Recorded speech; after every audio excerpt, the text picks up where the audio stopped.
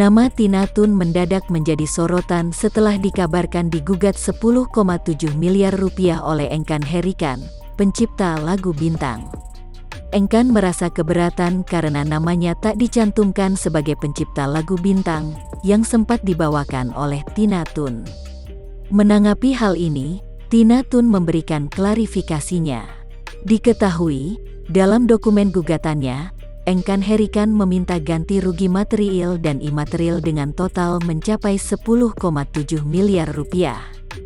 Saat dikonfirmasi melalui pesan singkat pada Minggu, tanggal 29 Agustus tahun 2021, di mana urusan kepemilikan dan kepengurusan lagu dan hak cipta adalah ranah dan kuasa label, ujar Tina Tun.